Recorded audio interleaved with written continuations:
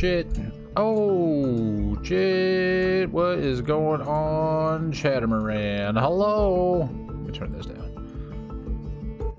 Hello, Chatamaran. Welcome back to another Therapy Thursday. I am the guy with the computer, Kilted Pork. Let's see, who's here? Combo, you're first. How's it going? You got some decent sleep finally. I'm glad to hear. You got some good sleep. Sleep is very important. All right, for those of you who are unaware of what Therapy Thursday is, every Thursday at 6:30 p.m. Pacific time on the Twitch channel here.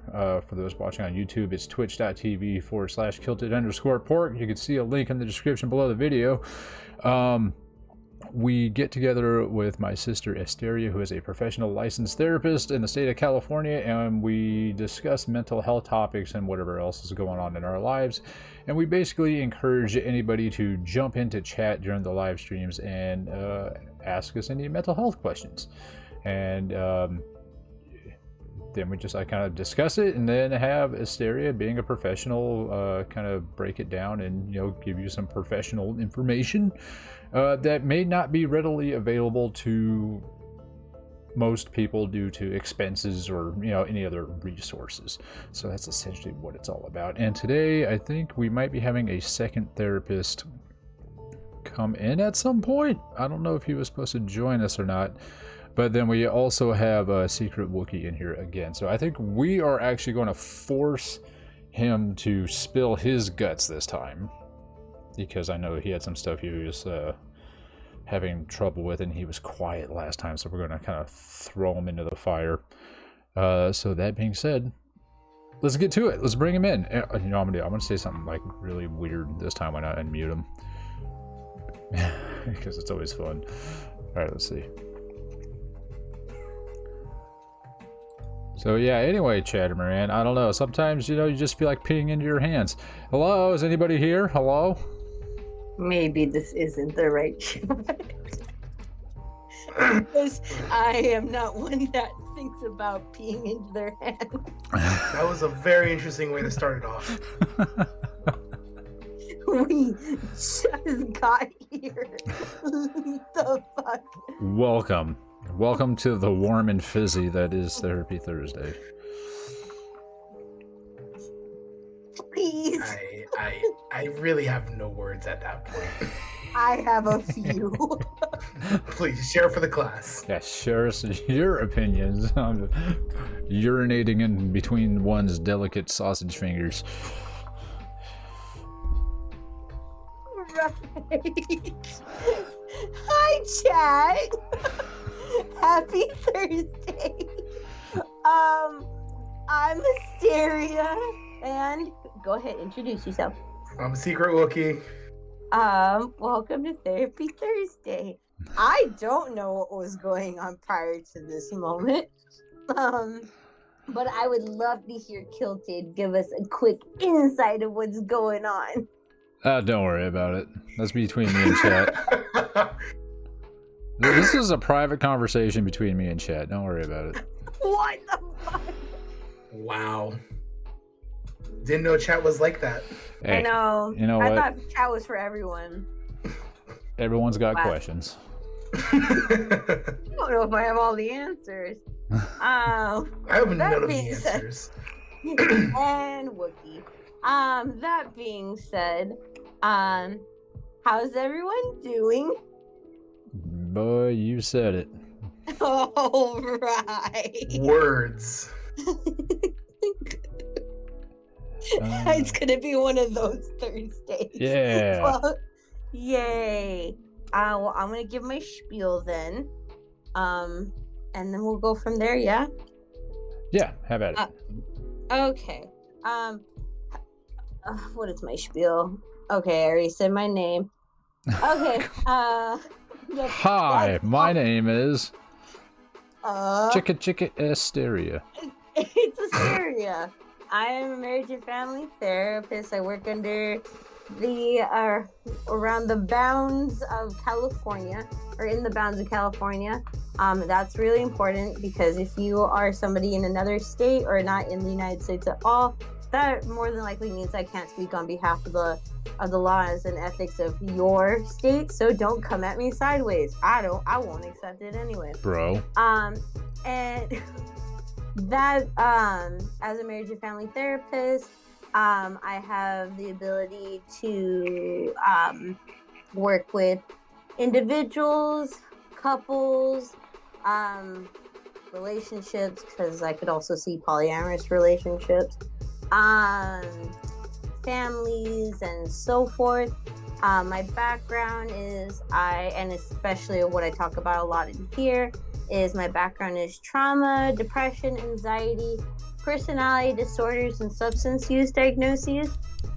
Let's see.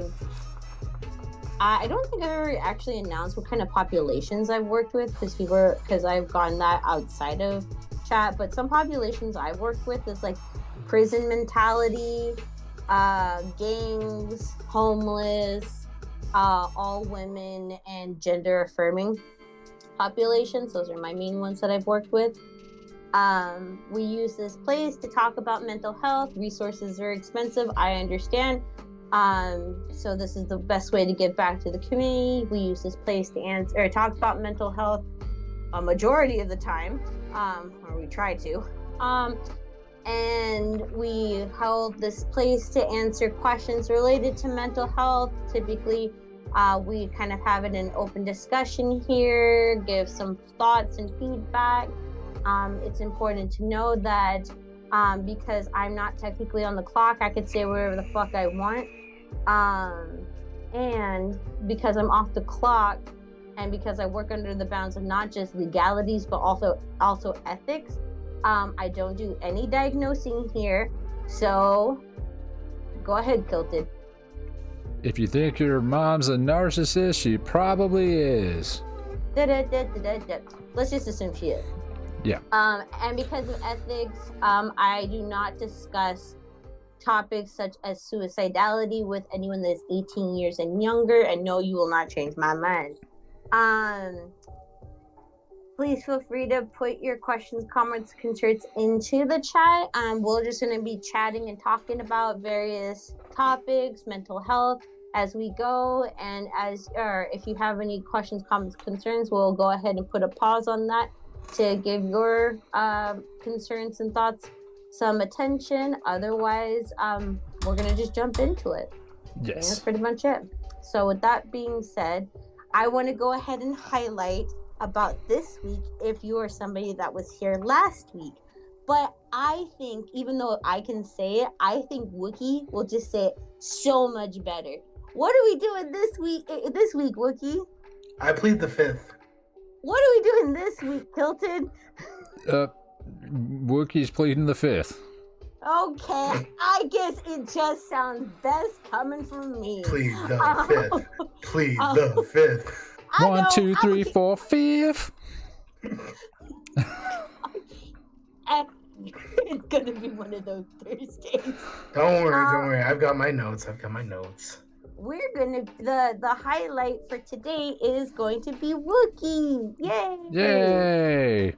So we're going to be discussing some things of what Wookie's bringing to Therapy Thursday today. And again, as I shared earlier, that will pause along the way if you have questions, comments, concerns, you would like to expand on topics that come up along the way.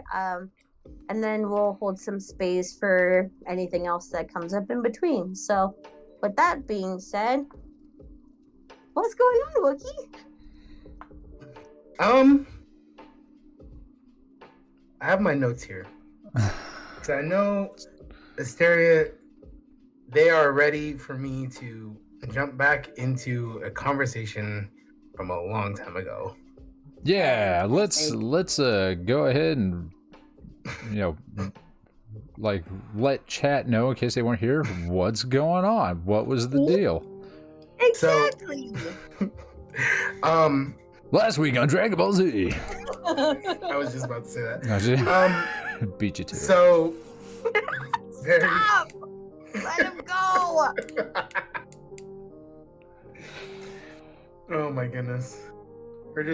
We just need like the Star Wars like lettering to just fly up with the past like story. It just says, I plead the fifth, and just flies by. Okay. That's Yep, it. yep, That's it. That's 100%. all. Nothing to see here. Bitches get stitches. We're moving The on. end. So to kind of give a recap, I have a group of family friends that we all consider like we're all family with each other. And some events have happened very recently where one of them is getting married, and I've been on a mental health journey for myself, and kind of my journey is now including dealing with some of the things that these people have brought to me, and like some of the trauma that I've received from these relationships, and trying to also maintain what I'm trying to have as a healthy relationship with one of them, while trying to navigate the issue of saying how I feel and trying not to step on too many toes. That wraps it up correctly. Okay.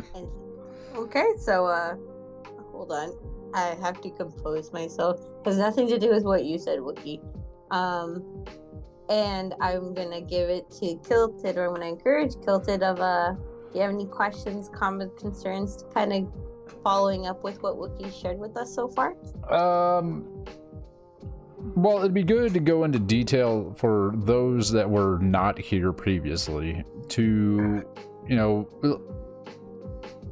kind of give them information on what exactly was happening, what your concerns were, and then what has happened since. And I mean, I think we should all just sit down with a harmonica and go through this. All right, got my notes because I remembered more stuff. Took a little trip down memory lane.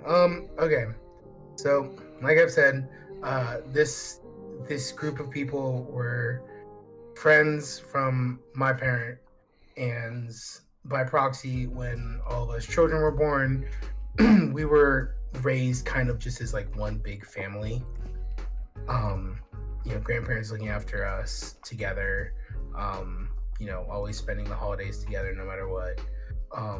And so as kind of like life went on, like things such as like body shaming and like shaming like how I eat or like what I would do, constantly comparing me to the other kids, and like saying that oh, this kid is so great at this, look at this kid, and never kind of letting me have like my own things.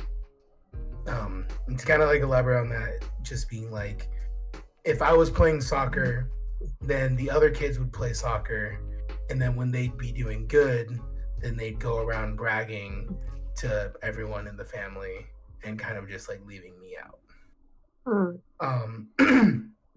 Sorry, today I don't know if it's this weather, it's just messing me up right now. It's probably the weather. It's been dry. New weather. But like also going to like spending holidays with them after a certain point like turned into like going over Christmas morning, and my parent would bring over gifts for all of the kids after we did Christmas together, and then like we'd go over there and they would all open presents together, and would kind of just like leave me out.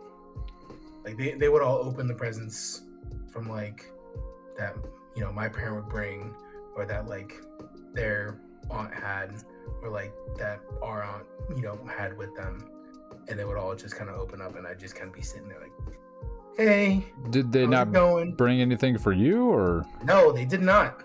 After a certain point, birthdays, Christmas, Easter, I received nothing.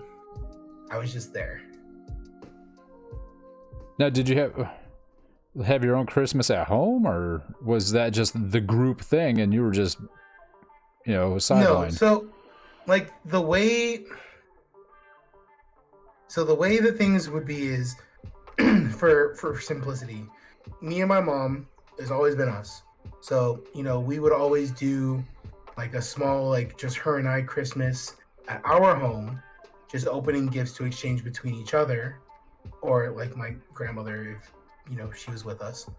And then like immediately after, it was customary that we would all come together at we called her Nana. We'd go to Nana's house and we would all open gifts there. So it's like the people that I called like brother and sister would open up gifts there. Aunts and uncles would be there, like people from the community that like we all grew up with were there. Mm-hmm. So that's kind of like some of the backstory of it. And also like leaving me out of things like I'm passionate about, or like I'm still a very picky eater, but like I'm very simple. Like you give me broccoli, I will gladly eat as much as I can of it. And like they would make things like I'm extremely lactose intolerant. They'd make like big old things of mac and cheese, and I'm like, well, yeah, I can't eat this. So the only thing I can eat is this hot dog and chips. I would love it if you could make something that will not harm me later on in the day. And that just was not ever done for a child. A wee Wookiee. That's kind of not cool. Yeah, I did a lot of like revisiting old wounds like over the past couple of weeks through my writing. And it kind of made me realize like I don't really think that I want a majority of these people around me right now. And I think this might be like the first draft of like a letter I might need to be sending them, because I don't like the way that makes me feel at all.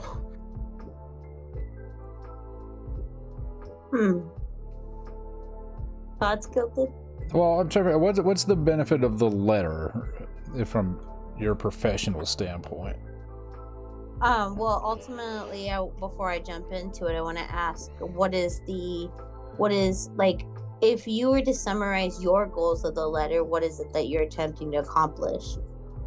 I guess it would be to just like state how I feel, and like how I feel this relationship between me and them has gone, and just kind of to like express myself and say, hey, like this is how, like it may have been unintentional, it may have been intentional, whatever it may have been, but like it hurt me a lot as a kid, and I feel like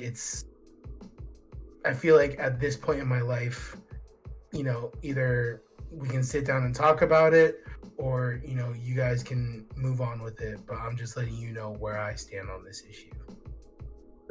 Okay, so let me go ahead and see if I can reframe it in my understanding, if it still aligns to like what you just shared. So it sounds to me that you're attempting to to communicate your feelings and your perspective about everything, and you're attempting to gain some clarity and talk about how what happened impacted your connection and relationship with them, and you're trying to welcome an opportunity to talk about it and move through it, if they're willing to, and if not, then they're that in itself also has an answer of and what you're going to do moving forward. Am I hearing you right? Yeah. Okay. Okay.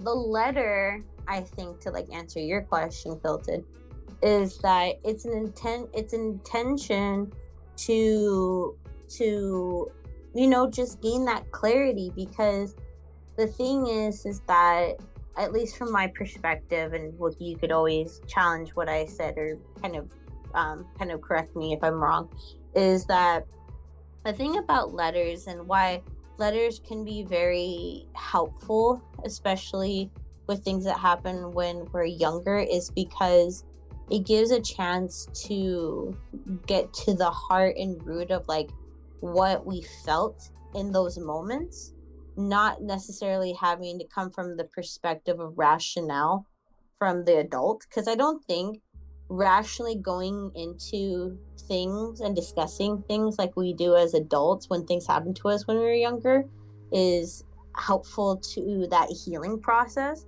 because it didn't happen to the adult, it happened to the younger person, right? And we've talked this countlessly on the stream that again, we can't try to put like adult logic and rationale into a child, because we could sit here and like dissect and kind of break apart like what this all means and like try to rationalize it as the adult. But it's like these are still feelings that are impacting the ability to have relationships with these people, right? So the letter kind of allows that validation, and it allows like clarity, so that true honest closure can be made, and that an actual like repair can occur where no matter whatever way that happens, in order for this to keep going on from there. So Gotcha. Yeah. Oh, So- look who's here. The unburdened weeb. Oh, Popping in all hey. sneaky. Well, he does that sometimes. Hello, weeb. Sorry. Technical difficulty. That is absolutely okay. You made it just in time for us to give support over to Wookie. So I'll go ahead and bring up to speed. And again, if I get anything wrong or I'm missing anything, Wookie, feel free to correct me. I just don't want you to have to repeat yourself. So Wookie is coming to us talking about family, the impact of, previous family, dynamics and like kind of interactions where it's kind of left, how do I say this? Basically, when Wookie was younger, there was a impact and wedge between Wookie and family due to a lack of like validation and kind of awareness of like Wookie's needs and incorporation into the family system. You said Wookie during the holidays, right?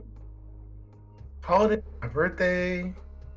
I think at a certain point it just kind of spilled out into like my everyday life with them. Right. And so there was like a lack of consideration for Wookie to be incorporated and considered in the family system. And it's kind of continued, and it's kind of created that wedge between Wookie and his family, or this family dynamic. And he's coming across talking about the possibility of writing them a letter regarding everything that happened, and seeing what the next steps afterwards may include, whether it be they are willing to get closure and understanding and everything like that, and to validate his feelings when he was younger, or however that they may react to this. So is that pretty much what we're talking about, Wookie? Anything I'm missing? Pretty much. And that's where we're at right now. Do you want a second to kind of think or gather some thoughts before we keep going, or you want to just kind of hear us out first? Weep? Yeah, I'll just continue to hear it out. I think I need a little bit of catching up. No worries. Yeah. No worries. Okay, so, Kilted, did you have any other thoughts regarding this? Not at the moment. Okay. So, I'm going to go ahead and jump in then. And I'm going to bring in a little bit of both of like the therapy piece, but I'm also going to bring in a personal piece. Because I can. So, that being said, I think a lot of times when these kind of moments happen, there seems to, or there's like, sometimes I feel like this kind of brings up, like, whether it be, how do I say this? Basically, like, I feel like sometimes when we talk about what happened to us as like children to other adults in our family, and we're trying to like reestablish different relationship with them as we become an adult, I feel like a lot of times we're met with defensiveness for some dynamics, not all, but some dynamics, because I feel like for some folks they still are trying to put their own rationale into like why they did what they did towards the child when they're younger, or they're trying to defend themselves, or a plethora of other reasons. But I think again that's what kind of creates that wedge, and like it prevents opportunities for like healing to happen. Honestly, I think a lot of times, at least in my experience, a lot of times I feel adults forget what it feels like and what's the experience of a kid, and they're so quick to kind of just rationalize and, you know, kind of like, oh, this, and like just be very factual of like, oh, this is what happened, but it doesn't get to the heart of what happened for the child. And I feel like that's what a lot of people are left with, of like that lack of closure being felt. Anyone got any thoughts on that? That makes sense. Have you gone through something that yourself killed it? Yeah, there's a list. I mean, just walk into a Costco and be like, how many products are in here? I mean, that's how many times that's probably happened. There's like a lot of stuff where it's like it's happened then, and then I look at it now and I'm like, what the hell? You know, that wasn't cool. Like, you know, then I have to start second guessing all that stuff here in my 30s. You know, and then, you know, unfortunately, once you start, you know, revisiting all that stuff, then it starts to kind of like make me second guess more and more things as an adult about myself, which isn't great. So second guess how? It's like, oh, you know, I was doing pretty good with this or whatever, and then, you know, you start thinking about something. I was like, well, maybe I'm not that great or whatever. You know, just a simple, like, you know, example, I guess, or explanation. I think sometimes,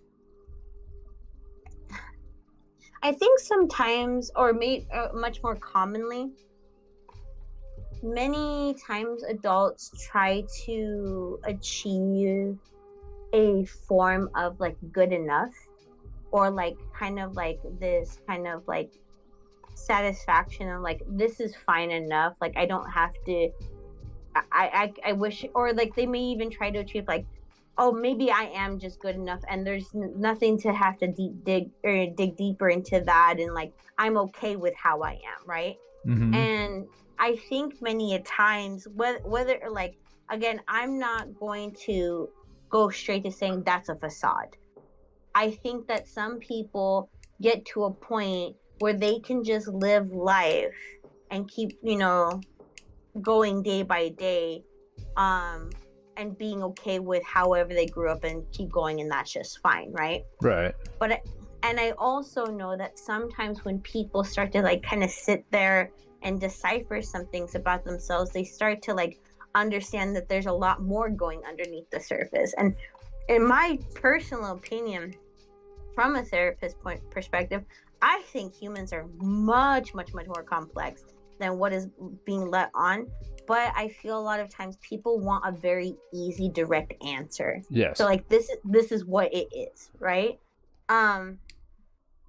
But man, oh man, especially in the way I go about therapy, I think people are significantly complex. But not that when I say complex, it has a negative tone and thinking like they'll never be understood. I think that it's just not this easy A to B that people wish it to be like, right? And This is some why people, WebMD doesn't work. we're not even get started on that. Or people like we're gonna be here all night. But going back into what Wookie is sharing, and I'll even speak on behalf of myself, is that I think that letters can be very powerful. I also think sometimes it really depends on the situation, and it really depends on where you are in regards to the relationship you have with yourself. And let me explain. I think sometimes when we send letters, we sometimes directly, indirectly, consciously or subconsciously may have an expectation or even a desired outcome of what can come out of that letter, right? Mm-hmm. I wish the best outcome could come out of it, right?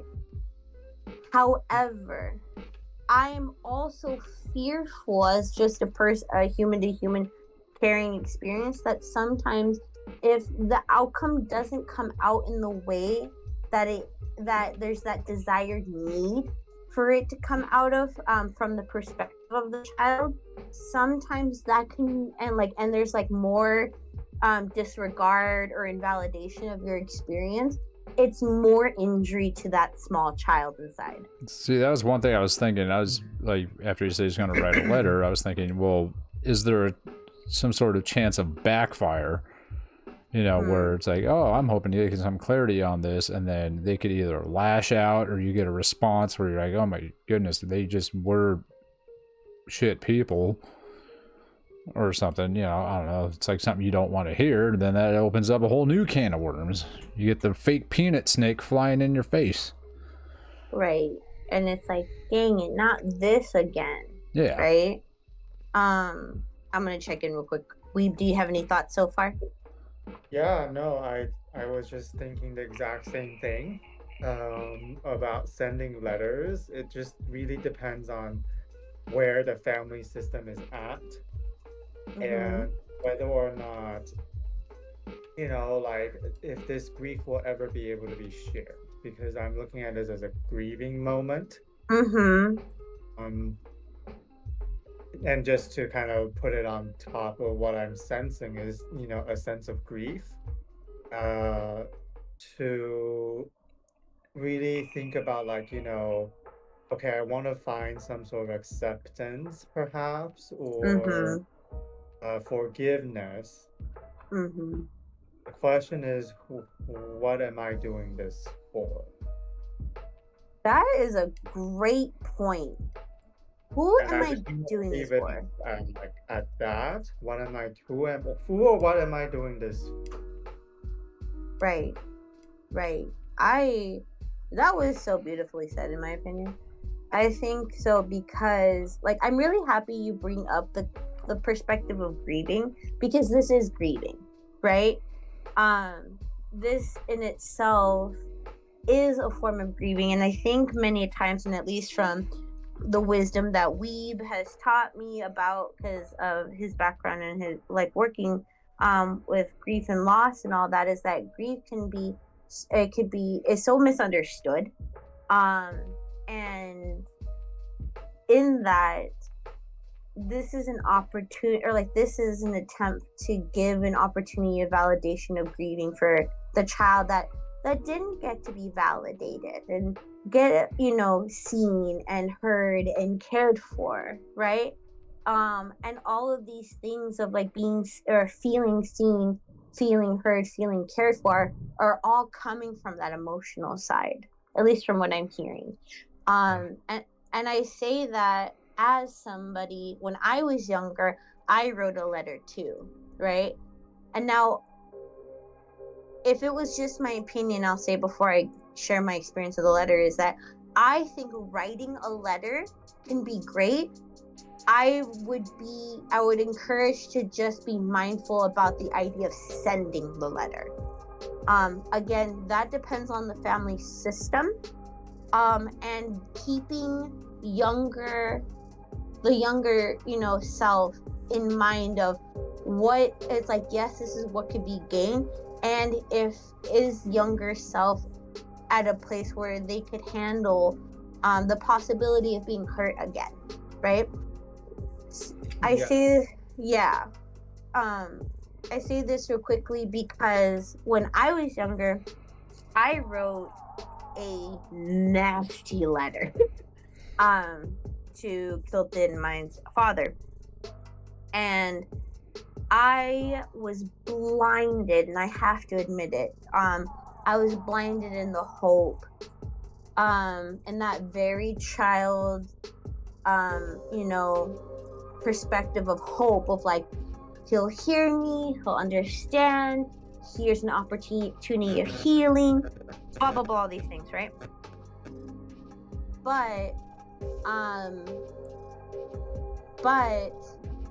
a long story short, I was able to find the letter after it was sent to him, with notes that he wrote all over it, and all of it was defending his actions and invalidating my experience.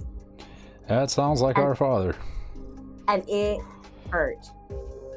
And it was interesting in the way this time it hurt. It felt like, in the grief of that for me, was that I felt like I spent so much of my time to get the words, to do everything, to meet this ideal version of my message that I worked years on trying to accomplish, of getting to send it to them, or to him, excuse me. And I was disappointed, right? Now, I realized after reflecting upon it is that I needed to give younger me a space to feel seen, to feel heard, and to be shown that my feelings mattered, right? But I realized that I couldn't keep putting it back into the hands of the person that demonstrated that he was unable to do that in the first place. That was a disservice of me, or for me. And so I wrote the letter again, but I read it out loud to myself. And I cried, and I experienced all those emotions related to that. And then I don't mind, I'll admit this. Then I just kind of took some time and literally just hugged myself, with the idea that I was hugging younger me. And I both fell apart and felt wholeness again. And that worked for me because I gave myself what I needed. And the best part of it for me alone, at least in my experience of why that was effective for me, is because I have such insight of myself. I knew exactly what I needed, and I didn't have to leave it to the fear and the risk, at least in this very sensitive place for myself, of it being misunderstood, or that I wasn't going to get the needs that I needed to be met. And so it felt great that it was coming from me. So that's just my experience. I definitely think that this is a point of grieving. Yeah. Does anyone have any thoughts so far? No. You're good over there, Kilton? Yeah, I'm good. Yeah, so I think that was very beautifully said. The one thing that kind of to tie the bill on top of this is, if you feel, because, my friend over here has got great resources being a therapist. And one thing that, about sending a letter is that even if you can't send a letter, there's a power of what we call witnessing. Hmm. It doesn't have to, it doesn't have to be the people that you feel like, oh, the people that you're sending a letter to. It can be anybody. And we often, kind of goes into therapy a little bit, but we often do that in our sessions where we would read the letter out loud.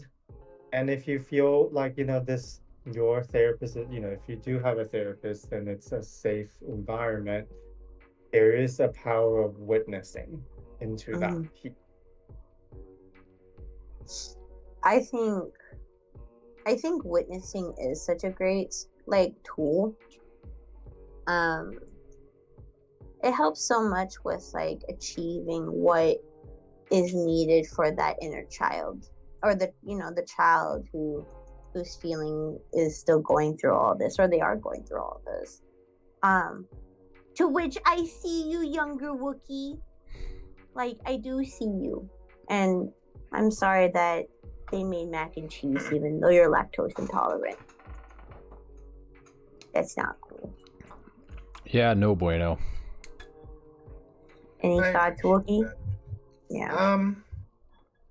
Honestly, I was reading the notes I had taken, and even it made me realize kind of just how far this treatment had gone, because it didn't stop when I was a kid. It didn't stop when I was a young adult. I mean, it still hasn't stopped to this day, if I'm being quite honest. And to get vulnerable for a second, it kind of brought me to a very negative place that I used to be in, which is just I'll never be like my brother. I'll never be skinny like him. I'll never be the student he was. I'll never be all these things. And even so far as there were three main incidents for me that throughout my life have kind of made this one of my reoccurring traumas, which is when our Nana died, the family gave a speech, and again, I understand we weren't related by blood, but I was raised by that woman. That woman taught me a lot of my life's main points, and the things that make me me. And just the way that they worded the eulogy, she was so proud of her family, and they went down the list of names, left me out completely, and my mom to that fact too. And as a kid in 6th grade, dealing with the stress of a divorce, the stress of losing someone that raised me, just hurt so much.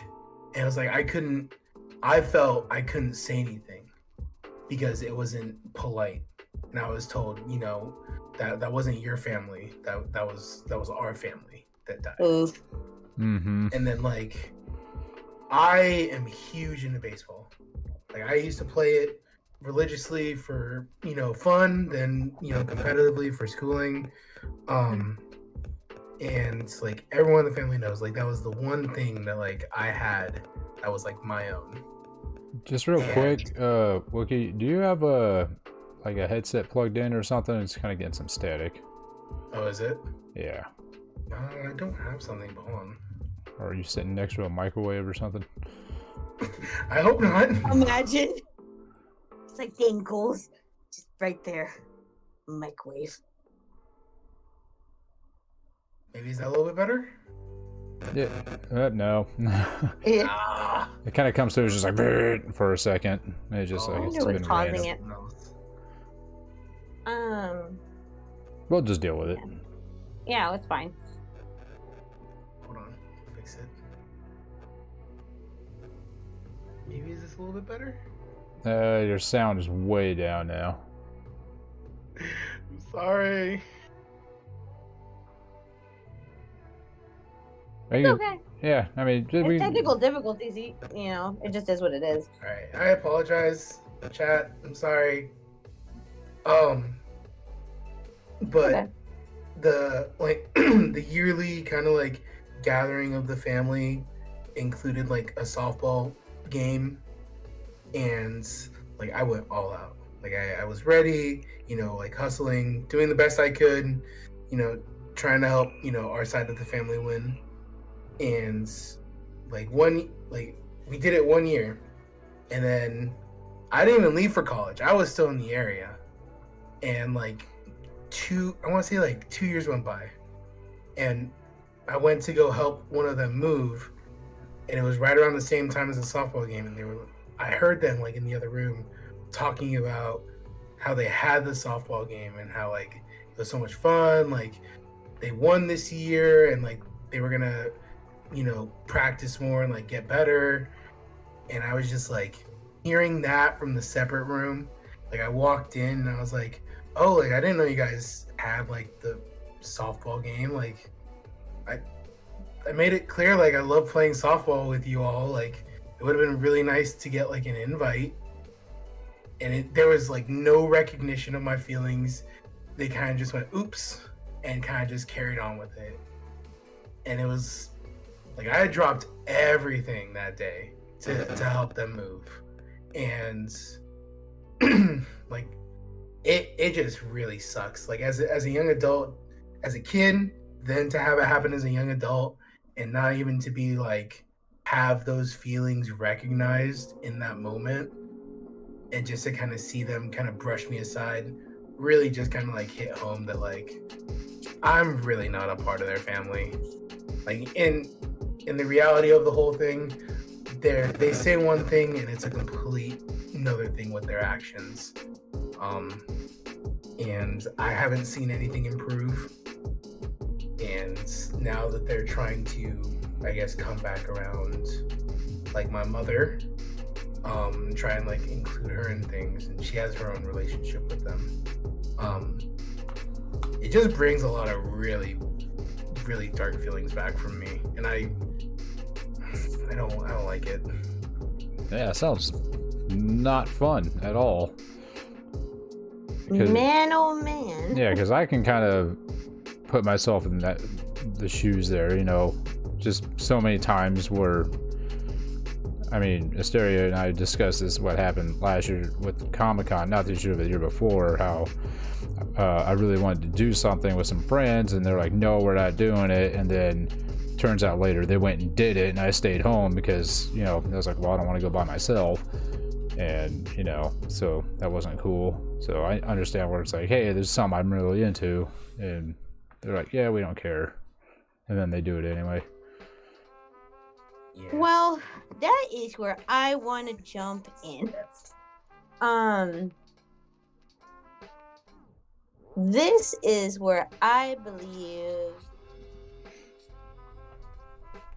think this is where, like, this is what adds to the complexity of, like, the pain surrounding this, right?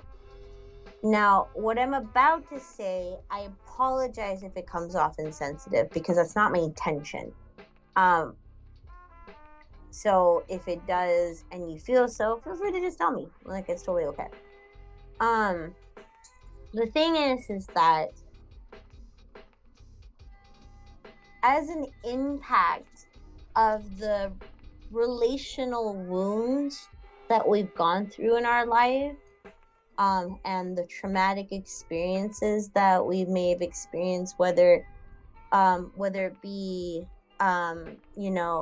whether it be what we've talked about as a small T trauma versus a big P trauma, and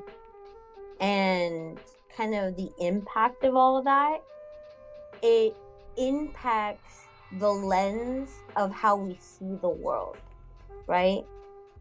And it impacts also the scars that we have and may even continue to still hold. I say this because many times when people are like, oh man, these people are just not thinking, like with these actions of like for instance, what Kilted said of like, oh, they just did this and and you still remember it and you're still hurt by it, or you experience kind of this feelings towards it, Mm-hmm. right? The thing is, many a times when this happens, the pain that you experience is not something that these people think twice about. Not because you don't matter, but because a lot of times unless people are introspective or possess a lot more ability to connect into empathy and awareness and understanding of the world, they're just left in this reactive state of here's A, here's B, and not like thinking of all the space between A to B. Hello, Michaela. Including Welcome. other people's emotions, people's experiences, their feelings about these things, right?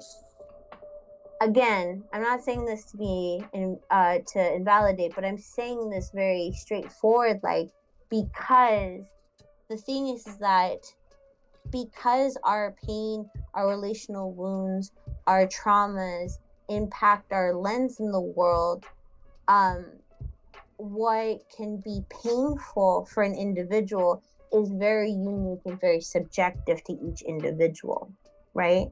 Right. Mhm. So the problem with everything that's been shared so far across the board is that if you are exposed to these events and these occurrences where the same message keeps, or the same kind of theme of this keeps building on top of it over and over again, it kind of creates much more of these layers to the pain and impacts the tolerance that you have of any reminders to the pain. Such as, let's see, here's what's an example? Rejection. Yeah, rejection. Thank you. That's a great example, right? So much of when we experience these pains that we go through, they happen in maybe a different shape, maybe a different form, but they commonly can happen in childhood, right? And when we're very young, or just young in general, right? And it doesn't have to make sense. Again, that's trying to put adult logic into little person mind, and it just doesn't work like that. Because again, the rational part of your brain doesn't develop until later on anyway, so it really doesn't fit there. So that being said, when we experience traumatic events, relational wounds, whether we needed somebody to be there to give us support, whether they were there but they just didn't give exactly what we needed to look like when we were younger, whether we were emotionally abandoned and validated, that's just kind of like the surface of it all. That creates the foundation of kind of like the blueprint of this pain, right? And what happens is that then your body holds on to that, your system, being your nervous system, and your brain hold on to that kind of pattern of that pain. And then it keeps trying to get ready to protect you from being good, or to Michaela. feeling that pain over and over and over again, right? So much that sometimes if you've experienced it in these big waves, such as like ongoing rejection throughout your life, that your tolerance of it gets less and less and less, right? And you may be even keeping an eye out to prepare for rejection. You may even have a self-fulfilling prophecy of rejection happening, and maybe even make it happen yourself before somebody else does it to you, right?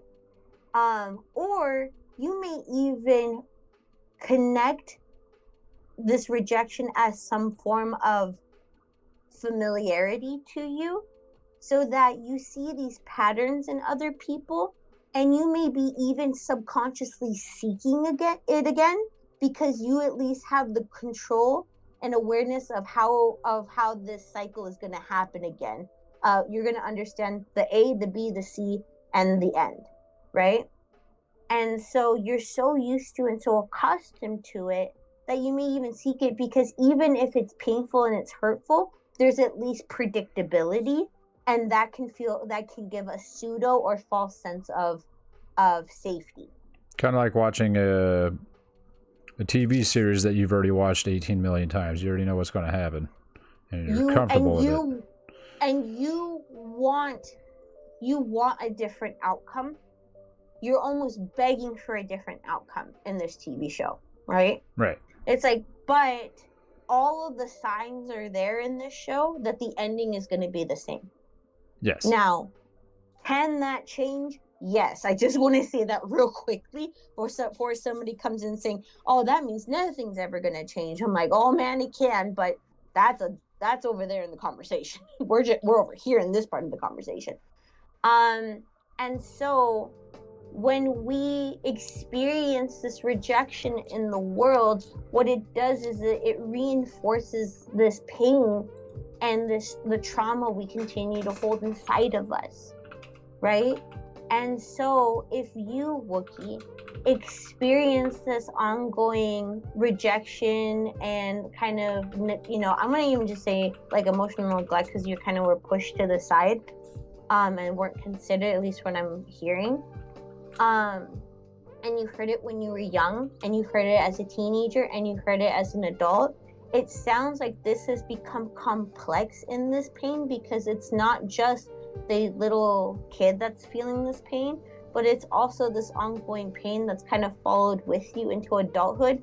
So now you also have like adult brain, right? And you also had teenage brain, and you had these different perspectives from the world and, relationship with feelings within yourself that has added to the complexity of these feelings of what's going on towards these people and what they've done to you. And so what I think is that it's not just a matter of helping the younger you and how they feel towards the situation, and I mean like child you, but it also is going to be also hearing from like teenage you and adult you of all these, these different versions and forms of you that had to go through the same pain and be exposed to it, which may have like strengthened or impacted the severity of the pain that you hold towards the people that had done this to you.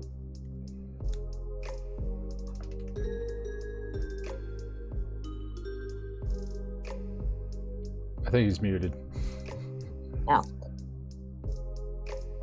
I'm just taking it all in. Yeah, it's tough. It is tough. Greetings, Hey Shaker. It is definitely tough. I'm like 3 words away before jumping into IFS, but I'm trying to stop myself because I will talk about IFS anytime I can and any opportunity I can, because I love IFS so fucking much and I'm passionate about it. But before I do all that, I also would love to check in with Weeb to see, Weeb, do you have any thoughts or feelings about all of this so far, if you happen to be here? I'm here. Nothing to add. It's always Okay. very well from you, Hysteria. So. Oh, thanks. So, yeah, the thing is that, like, many a times in the pain that we experience, and I'll just do a quick summary of it all, is that many a times when people think, like, I need to just feel this as the adult, I think that's where it goes back to my initial point, as I said earlier in the stream, in that I think that it's going to be more complex, in that it's about breaking it down to the different versions of you that experience pain and kind of allowing the space for those feelings to be experienced. I think a lot of times we experience a lot of attempts to rationalize our feelings, or we try to, like, we continue to say, it's like, well, I think this is what I feel, and it's like, so it's not your feeling mind that's expressing this, it's your rational mind, because you said thinking. But there is no rationalizing emotion. Emotions are not this rational fact and so forth. Is that emotions are just emotions. And there's a difference between emotions and feelings, which we've talked about before, but it's about like giving the space to every version of you that has experienced the pain. That's my thoughts. Okay, so with all this being said, I kind of was thinking about. I know you said earlier that there was like that wedding thing that was going on. Did that ever happen, or what? Did anything come from that, or is that still in the future? I don't remember the timeline. Well, so I was invited to, like was it? I think like their engagement party. That's what it was. Oh, okay. And to me, like one of my biggest things is like you show like how you want to be treated by your actions. And it's like I live within like 10-15 minutes of this person. Like I understand life is a thing.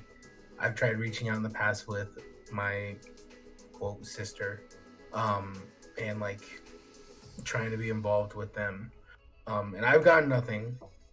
So to me, I understand it will be like something special for her, but at the same time, you know, like the countless years with, you know, no birthday recognition, you know, even just a text message that I received from them, like kind of shows me how like,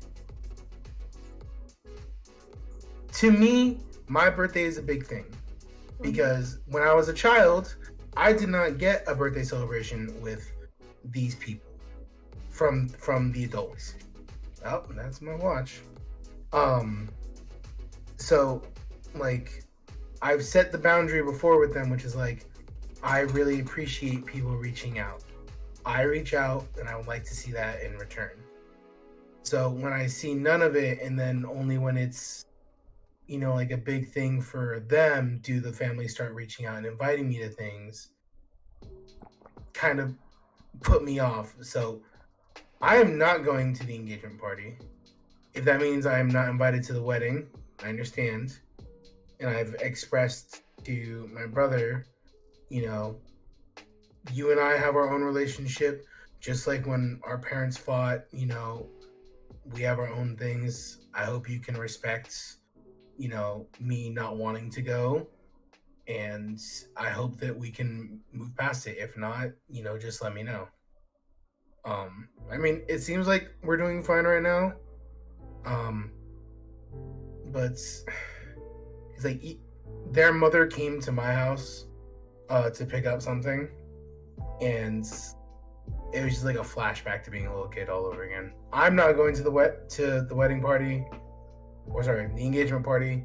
If I do go to the wedding, it'll only be for the ceremony and to give my best wishes and to, you know, Free food. congratulate them.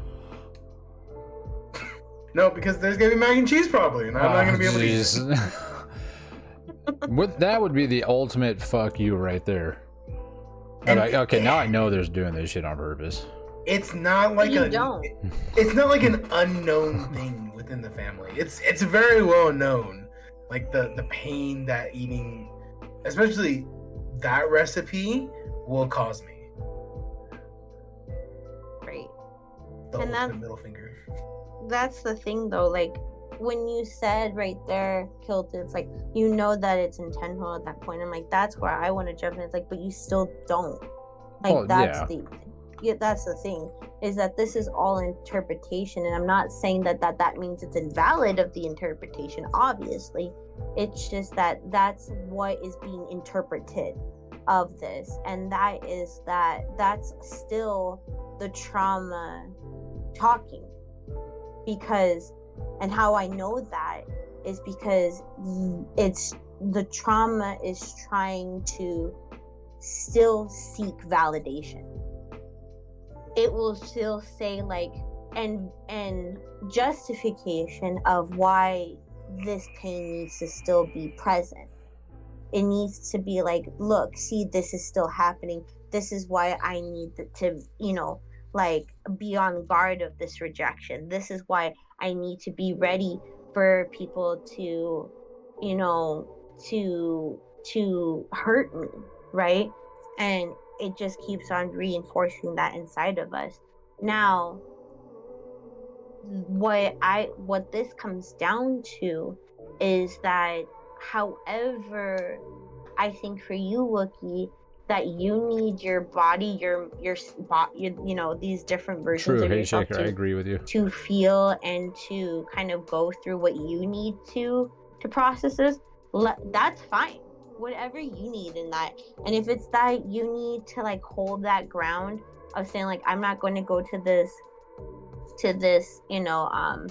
this party, and it, if people, or like if your brother kind of understands that and still has that relationship with you moving forward, whatever the consequences of that being, you're still invited to the wedding, you're not invited to the wedding.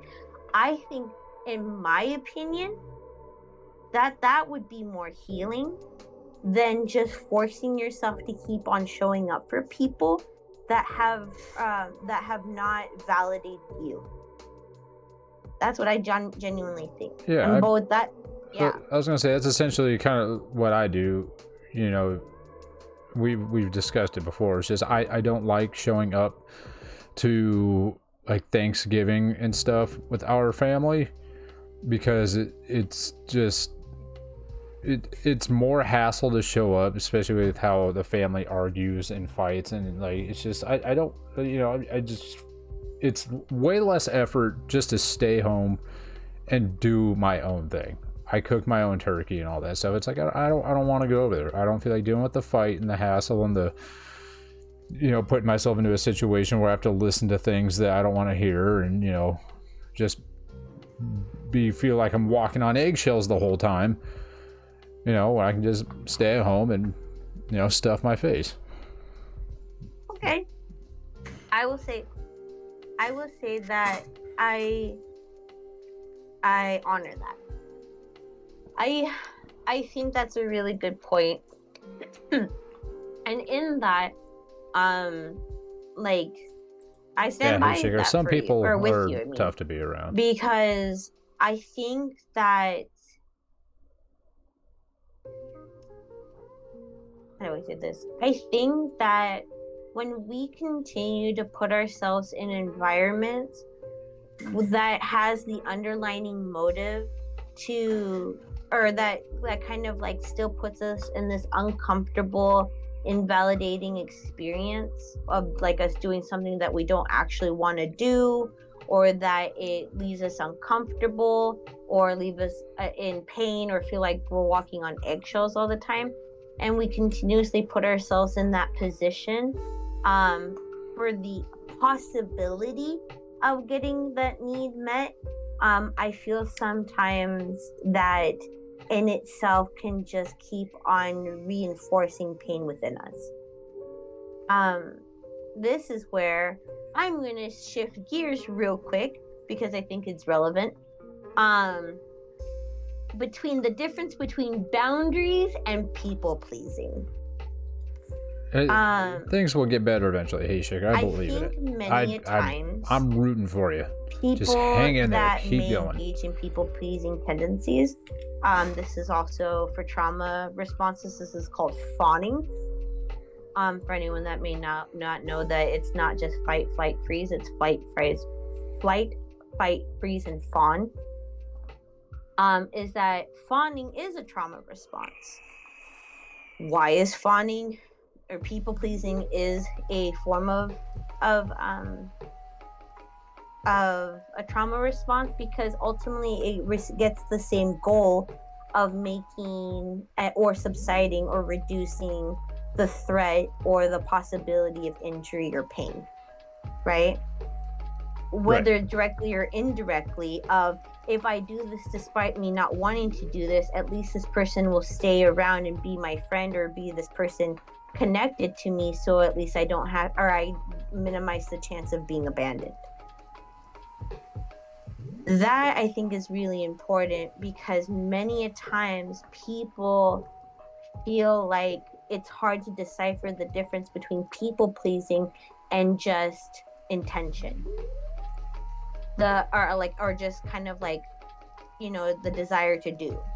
And it's coming from a place of, you know, genuine desire rather than a point of reinforcing or kind of, you know, trying to minimize pain.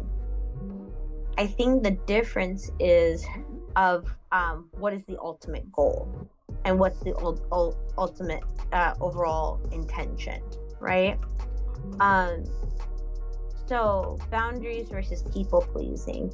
I'm trying to see real quick if, you know what, before I say it, because I think this is really important. Does anyone want to share what they think is the difference between boundaries and people pleasing? Well, Well, holding. What? They seem like exact opposites from each other. That's what I was gonna say. Yeah, I was like, people pleasing seems like you lower your boundaries to, you know, make others happy. You're doing something you don't really want to do in hopes for some sort of positive response. While boundaries is just like, no, I'm working on me. You, I don't want to say don't matter in the moment, but, you know, it's like, I'm taking care of me first. Kind of deal. Interesting. Okay. Any other thoughts, Wookie? I always kind of viewed it as like setting boundaries is like the equivalent to drawing a line in the sand and saying, hey, please don't cross this. I'm not comfortable with this. And then people pleasing is drawing like a little opening in the line and saying, no, you can cross the line, but only doing this. And then Hayshaker, I don't know if this kind of goes in line with it, but they're saying it's like people pleasing kind of along the lines of desperation in a way. These are all very great points. Very great points. Before I continue on, I want to go ahead and check in with Weeb. Weeb, did you want to share your understanding of the difference between boundaries and people pleasing? I wasn't sure if I was included in this. Oh, you're a professional. included. Of course you're I know, but you know, we have two professional therapists. This is great. Well, I'm kind of formulating my words. But the difference between people pleasing and boundaries, I think everybody has touched upon it. The reason why it can be very difficult to differentiate is that boundaries is like, hey, like we're thinking that it's not something that we can cross, but boundaries actually, if we're talking about different types of boundaries, it really depends on the situation we're talking about. So, you know, I think the boundaries has a sense of like, hey, like, you know, this is how much I'm willing to give, this is how much I'm willing to take. And it depends on the situation, because of course, if you're in a trauma situation, there's a life, you know, like a continuous hurt, you might have to draw up a very, very hard line in the sand and say like, hey, I am not willing to go past that right now because I gotta protect myself. You know, versus like, hey, you know, like, the very, very gentle example could be like, what do you want to do for dinner? Oh, that's a great one. You know, and be like, well, I kind of want Thai. Well, wait, hold on, you know, and then your partner may say, whether or not you have one, be like, hey, but I actually want Mexican. You know, these are like flexible boundaries. And then people pleasing is that like, I'm just willing to give without the idea of receiving. Yes. Oh. Wait, that was so good. Sorry, that was so well said. And we can tell who's had training. That was so well said. I think to kind of go off of what we was saying is that with boundaries and people pleasing is that one of the things I think that it's important to identify is that in this experience between people pleasing and boundaries is that there's going to be an experience of discomfort, right? Especially if you're somebody that may not have a history of engaging in boundaries, right? And in at least in my perspective, I'm not going to speak on behalf of weed for this one. I think that there's a distinct difference between boundaries and rules. Rules are indicating this is what I need you, in the universal you, this is what I need you to do, right? But boundaries are saying this is what I'm going to do in relation to this. Right. Boundaries are how we teach people how to treat us. I think that when we continuously extend ourselves to the world without the intention to receive something back, we are doing a disservice to ourselves. I am going to go so far as to thinking that chronic people pleasing can be a form of self-harm, because you are hurting self so much by reinforcing the invalidation of self and the overextending of your abilities and your qualities in the name of insert your intention. Why? Insert of the reason of pain that you're attempting to manage. I think that boundaries teach people how we should be treated, because boundaries tell folks of, again, the difference between rules and boundaries. Rules would say, it's like, you did this, and you need to stop it for me to feel better. Let's just say in a very kind of rigid, kind of direct example. But in a boundary, you're trying to say, it's like, hey, I'm gonna need to do this in order to support this like need that I have for this. And I want to share this with you and kind of discuss this with you of like what this would look like for us, right? This shows of this is where I am, and this is how I'm showing up in this dynamic, this relationship, this platonic, romantic, friendship, family, whatever. And it shows, and you're reinforcing worth. I deserve to have a seat at the table, and this is what I'm going to do to show that worth. And if you don't, and if you're not somebody that is willing to accept it, that's okay. That is totally your choice. I'm still going to choose me, and perhaps maybe I need to sit somewhere else. Maybe I need to go where people want me to sit at their table, where I am willing to be cherished and given worthy too.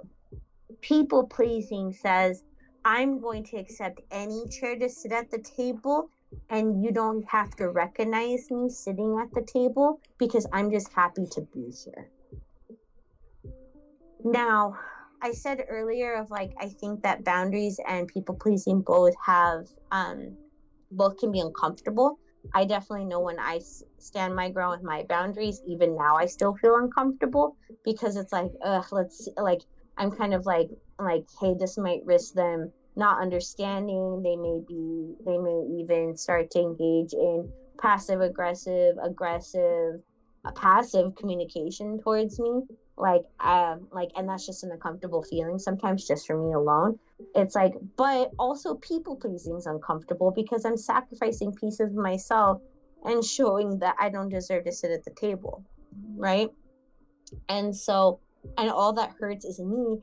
And you know who else sees you when you engage in people pleasing, or when you're not in reinforcing your worth and your like the ability to like standing up for yourself? Everybody.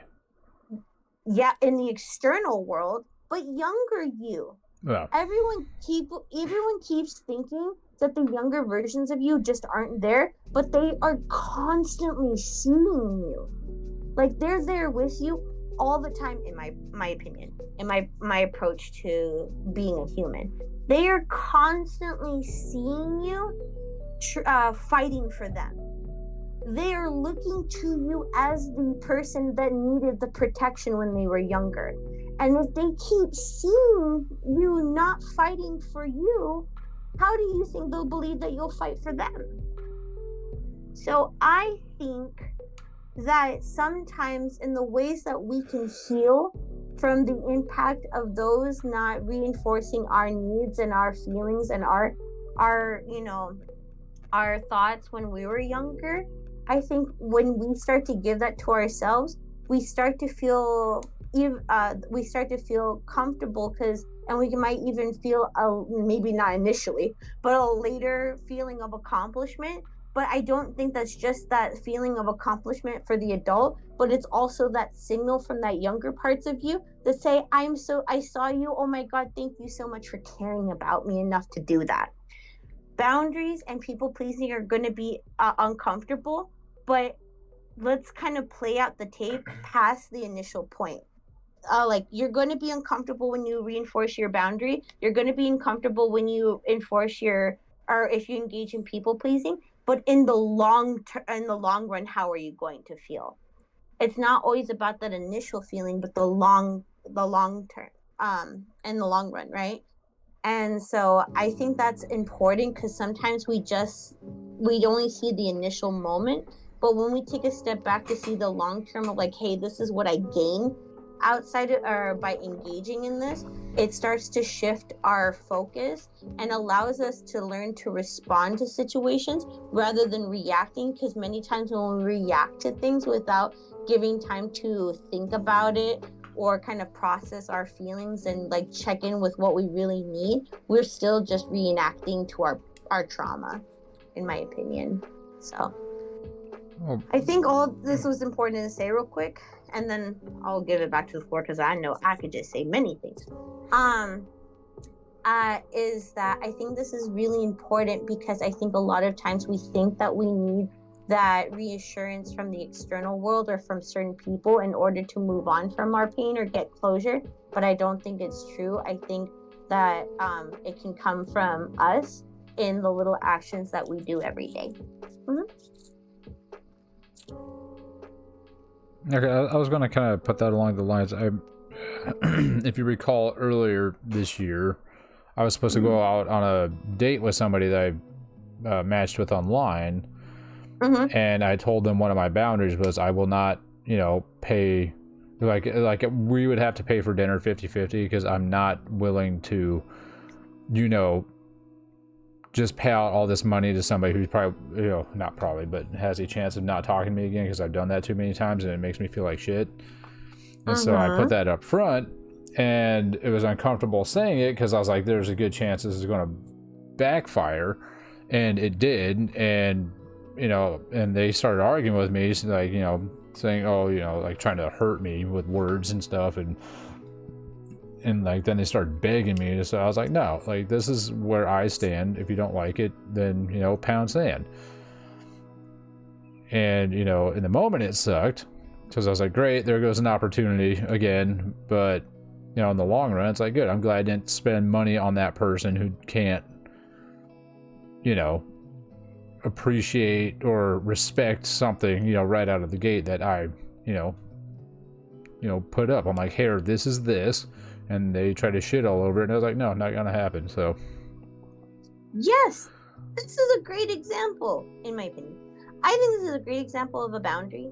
And before anyone gives any shit about Kilted, about their boundary, about the whole thing on the first date, come to me first before you go to him, because I'm gonna defend his fucking boundary.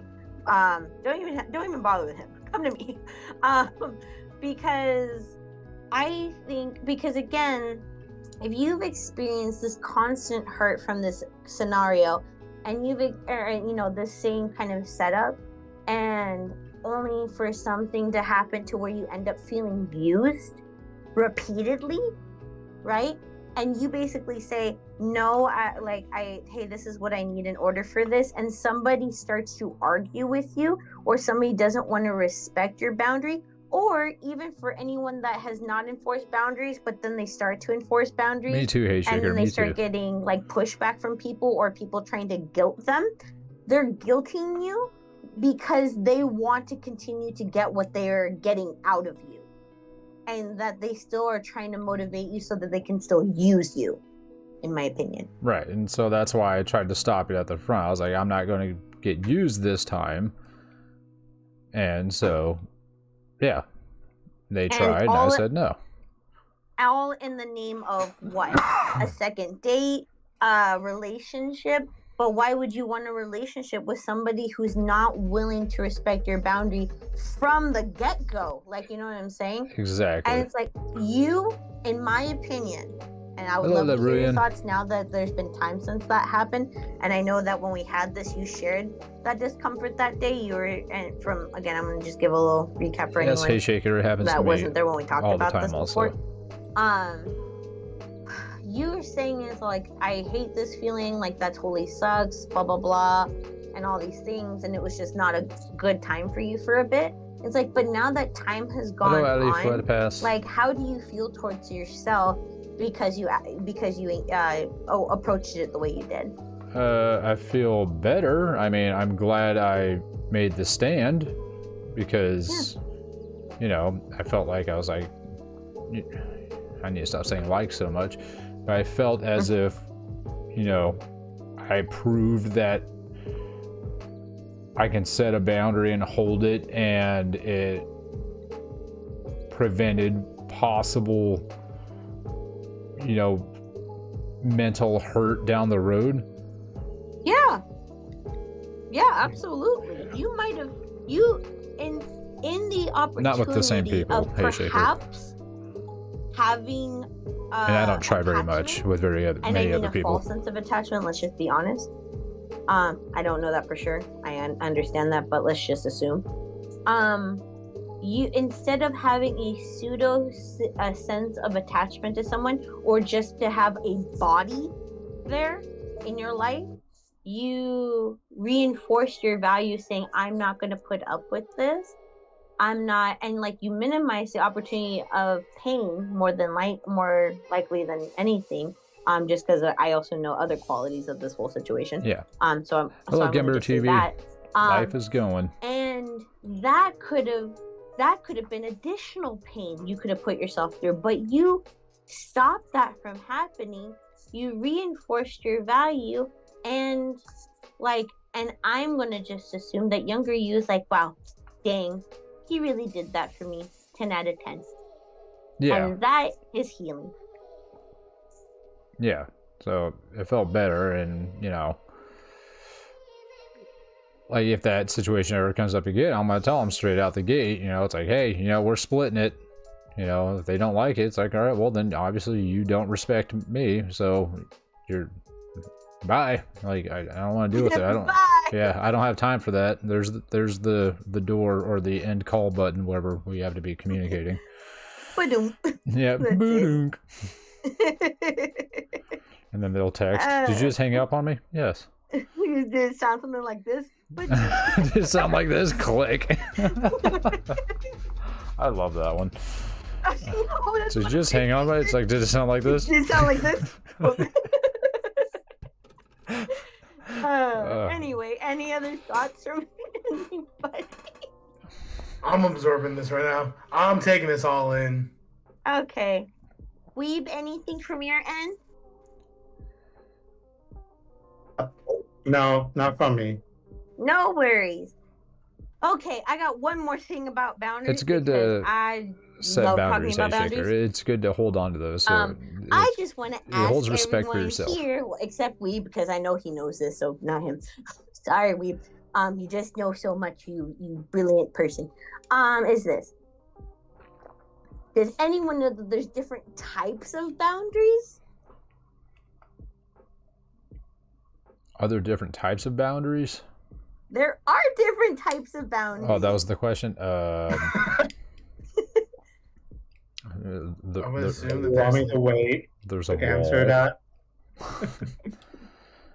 I'm like, no, not you, Weeb. I know you know this. I know this. Of course. I'll wait. You're so Well, you Sugar, got I so hope it much at least wisdom in that kind of head. gives you a little sense of community. So as long as it makes you feel better, then But I'm there, glad you're here. kind of just to, I guess, summarize it. There's like 6 types of Even if boundaries. it's just a tiny bit. There's 6 At this time. boundaries. There's 6 types of boundaries. Oh. Walls, floors, ceiling. Eagles. All right, I named That's my type 3. of boundary. You're If you're looking to me to finish that, I'm gonna be honest, Chief. I don't think I got it in me. I'm gonna. Okay, can you name one type of boundary that there exists? Well, the first one is, what does therapist deal with? Emotions, which is emotion boundaries. Emotional boundaries. Let's get started with emotional boundaries. So emotional boundaries is one of the 6 types of boundaries. And that has to do with people's feelings. That can talk about, expressing the boundaries related to your emotional limitations. Yeah, people are cruel things that everywhere. you want to It's talk something about, what you don't want to talk about. It's hard to deal with. Emotions that you want to get into, what you don't want to get into. Information that's important to you. Ultimately, and it's also about like emotional respect. So it's like if somebody is there minimizing your emotions, or that they're not there like reinforcing the value of your emotions, that could be an emotional boundary crossing that's happening. When people minimize your emotions and like kind of invalidate your experiences, that's them not respecting your emotions and not respecting your emotional boundaries. Yeah, Sugar, Which, a lot of people wish I don't is a exist, trust me, reflection of but there are a self. lot of people that also do. Anyone have You any just gotta thoughts? find those people. I don't really have anything on that one. Okay. Okay. I'm gonna go ahead and go into one of my favorite boundaries, which is called intellectual boundaries. Oh, can I take a guess? Like, so I'm kind of seeing it like where we're going. So there's emotional, intellectual, physical, I imagine. Yes. Oh, good stuff. So, That's 3 of them. financial? No. No. There's a different term for it because it's not just finances. It captures. It starts with an M.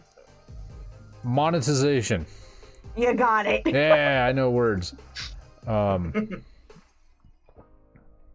trying to think. There's a monetary, physical, emotional, intellectual boundaries? No, I don't know. What were you talking about? So we said physical, intellectual, emotional. The other one that you're getting at is material boundaries. Oh, material. Okay. And there's 2 more. Oh, jeez, what else is there?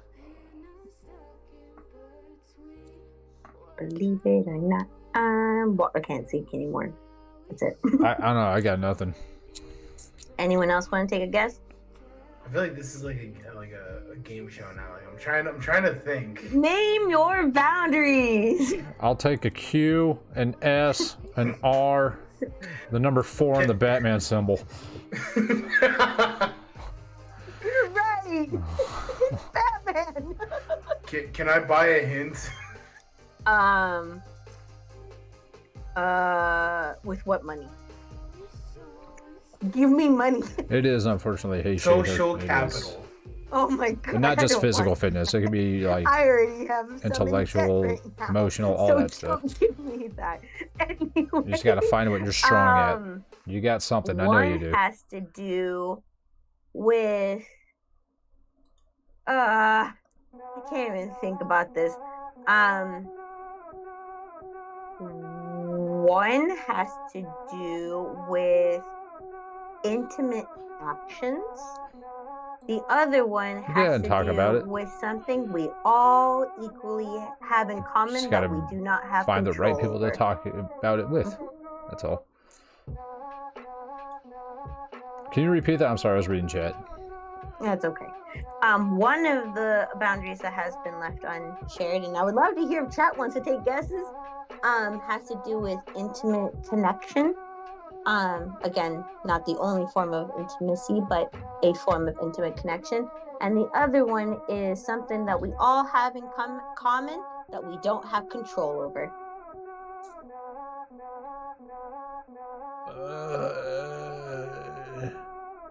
Don't hurt yourself. My brain's hurting.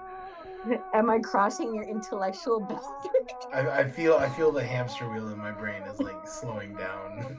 No worries. Did you want to say one, Weeb? Take it away. Sorry, hold on. You're referring to me? Yeah. Sorry, I got distracted for a second.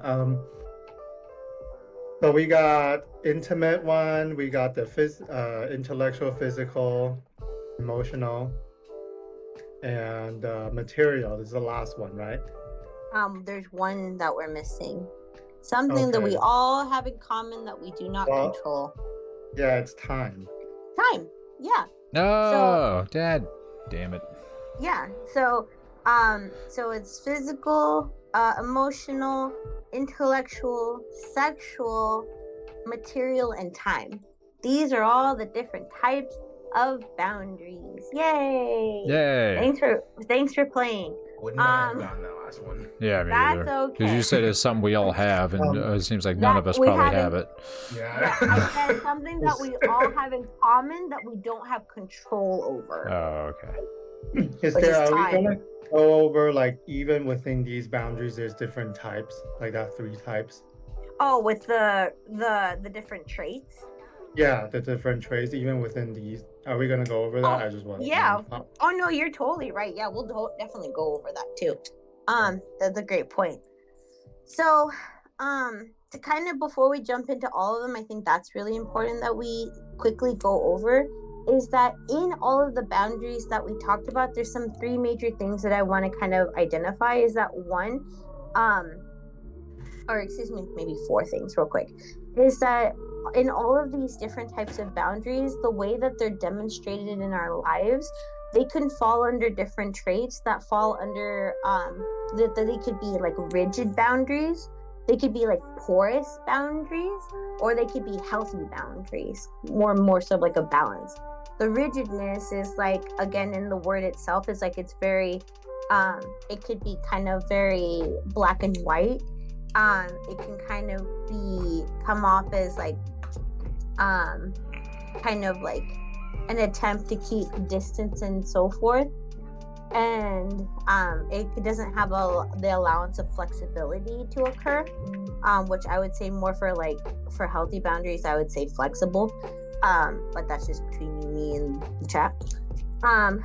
Then there's porous boundaries, which is like it can look like where there's like an overshare of self or information, or an overextension of self as a whole. It could be you may have porous boundaries in your inability to like commit to when to say yes, when to say no, and so forth, and like reinforcing that when people aren't respecting your boundaries. You may even, in porous boundaries, may depend on like people's feelings and their opinions of others in order to commit to your boundaries and so forth, and maybe even be reinforced by like fear of rejection.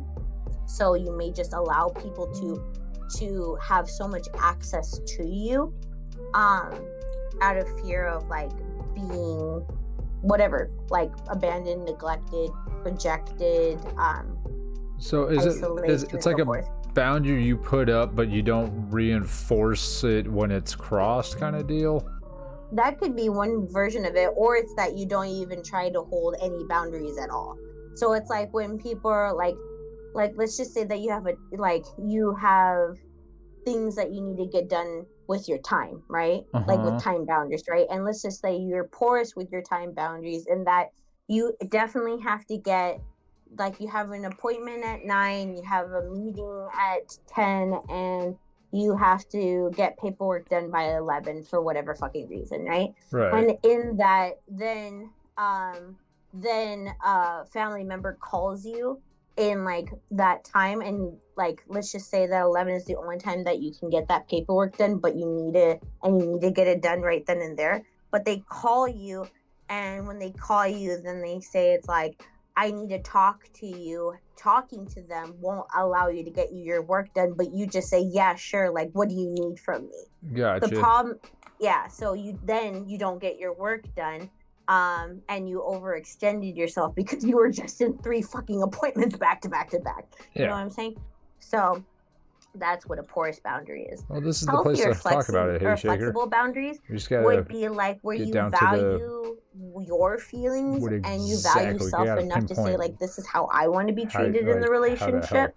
That when you share information, you're not overextending and sharing every single piece of you right from the get-go. Many times, and I'm going to call out people in chat if they're listening, and if you don't like it, that doesn't stop me, sorry. Listen up, I'm chat. not sorry.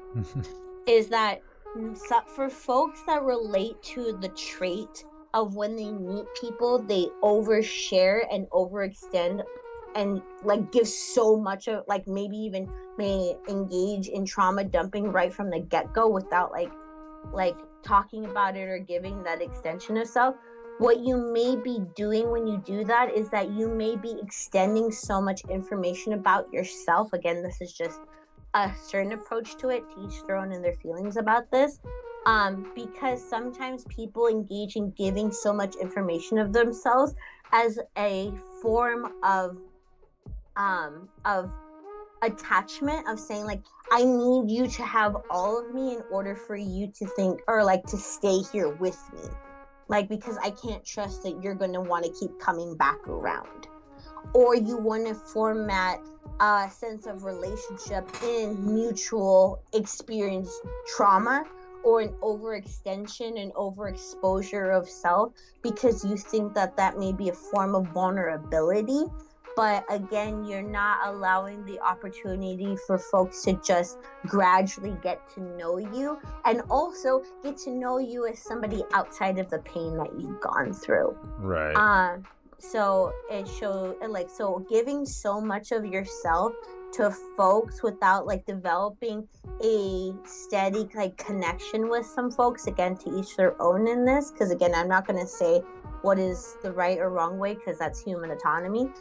And it could be that, again, because it always does, it can come back to trauma. So be mindful of that, okay? And that's healthy. That's like healthier, flexible boundaries. So there's room, Hey Shaker. You just have to personal find the right wants, your crowd. needs, how to That's the hard communicate part. them, knowing your worth and how you want to show up into your relationship, reinforcing values, not just professing them. And accepting when people have also may say no to you, as a form of them showing that they want to show up in the relationship with you and showing you how they want to be treated, and that it's not a direct reflection of self, or that they're trying to hurt you. These are different things. So rigid boundaries, porous boundaries, healthy boundaries. You could have different types of boundaries in a mix of different dynamics, whether it's like romantic, platonic, friendships, families, work.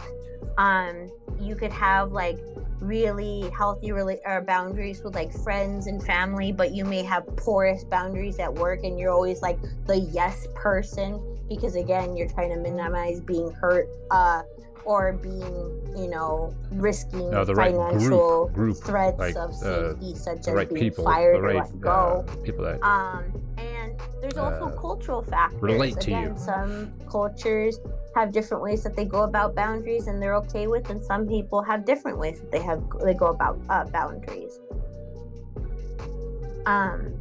So those are the different types, or the different like traits of them. But yeah, there are 6. We talked about emotional. The next one I wanted to ask, or for us to get into, is intellectual boundaries. What do we think intellectual boundaries involve? Uh,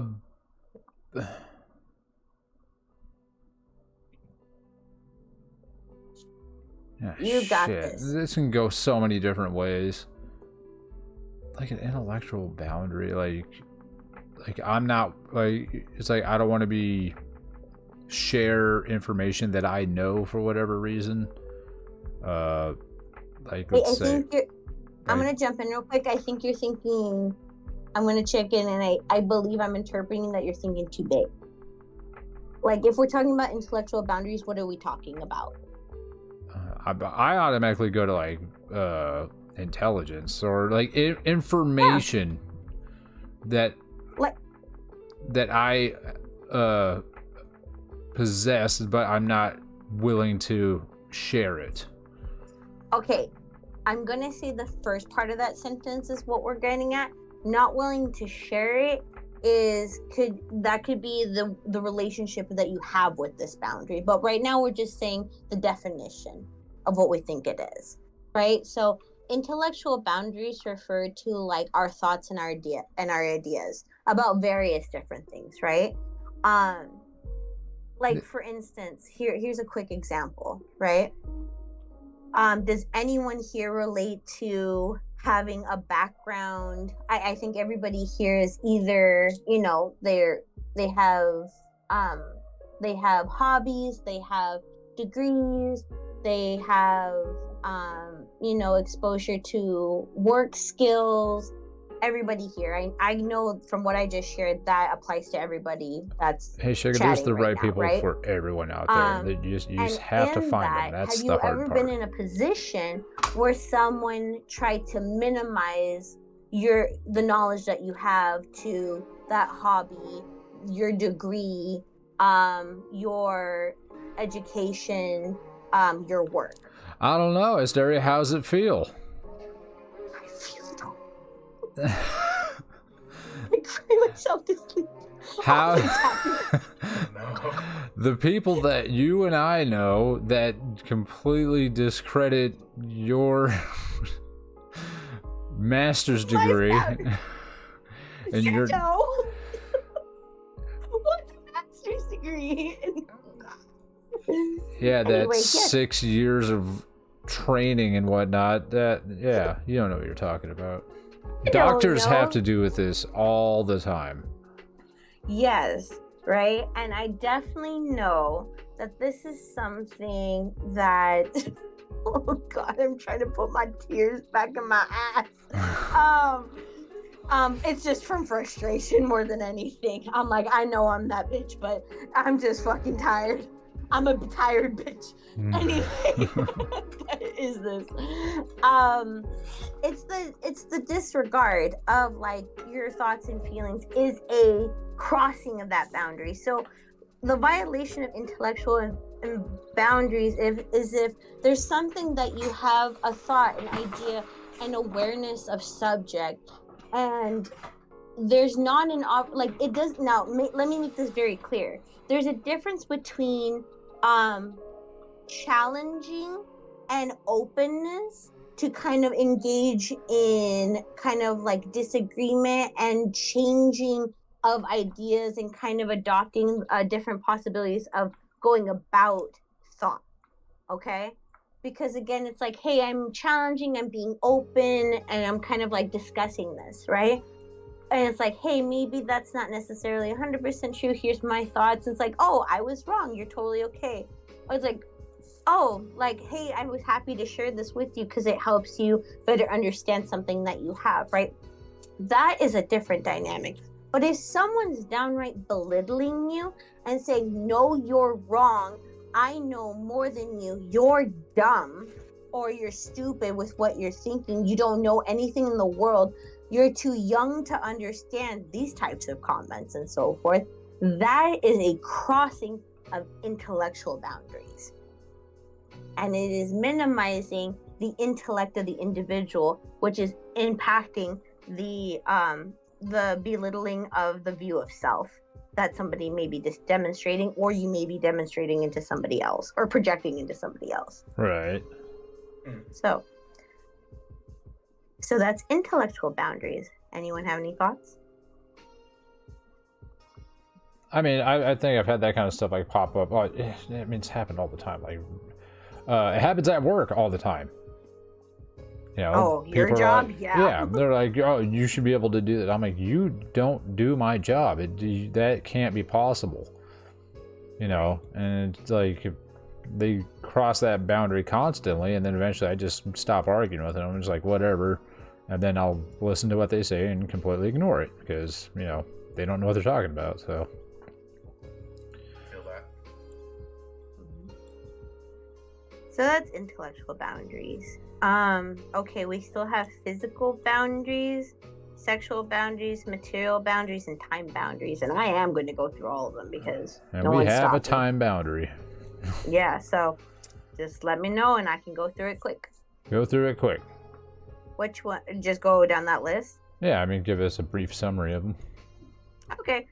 Physical boundaries are just as it says, it's like it's kind of keeping in mind about physical touch and personal space, right? Yeah, don't touch So me. it's like, yeah, that's right. It's like, hey, I don't feel comfortable when like you just assume, like I don't feel comfortable when folks just assume that I'm not saying for myself, but here's just an example.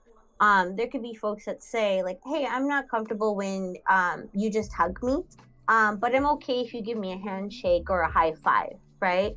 Like that shows you where they are in proximity to the different types of things that they are comfortable with physical touch. And it can look differently with different people, right?